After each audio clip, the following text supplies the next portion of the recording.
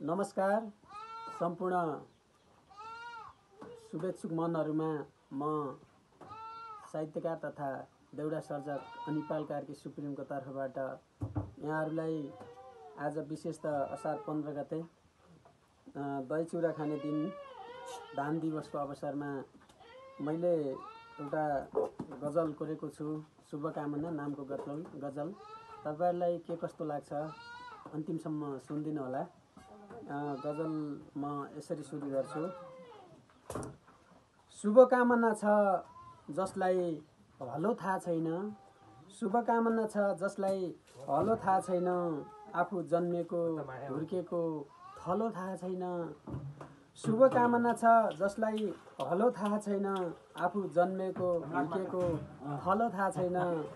असारे गीत घन्किदैछन् दूर दराजतिर, असारे गीत घन्किदैछन् दूर दराजतिर।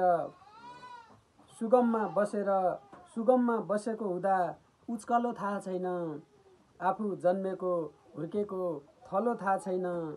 ठुलो कुरा गरिसिन्छ महाराज आसनमा बसी, ठुलो कुरा गरिसिन्छ महाराज आसनमा बसी। दही चिउराको गफ दिन्छ भैँसालो थाहा छैन, सुगममा बसेको हुँदा उच्कलो थाहा छैन, आफू जन्मेको हुर्केको थलो थाहा छैन। नकोट्याउनु पुरानो त्यो घटना लाल लाग्छ मलाई, नकोट्याउनु त्यो पुरानो घटना लाल लाग्छ मलाई। चिन्दैनन् जो आफ्नो ओल्लो पोल्लो थाहा छैन, दही चिउराको गफ दिन्छ भैँसालो थाहा छैन, सुगममा बसेको हुँदा उच्कलो थाहा छैन। जय किसान जय कृषि प्रधान देश मेरो ओहो, जय किसान जय कृषि प्रधान देश मेरो ओहो। सानैदेखि सहर लाग्यो गोठालो थाहा छैन, सानैदेखि सहर लाग्यो गोठालो थाहा छैन। चिन्दैनन् जो आफ्नो ओल्लो पोल्लो थाहा छैन, दही चिउराको गफ दिन्छन् भैँसालो थाहा छैन, सुगममा बसेको हुँदा उच्कलो थाहा छैन, आफू जन्मेको हुर्केको थलो थाहा छैन।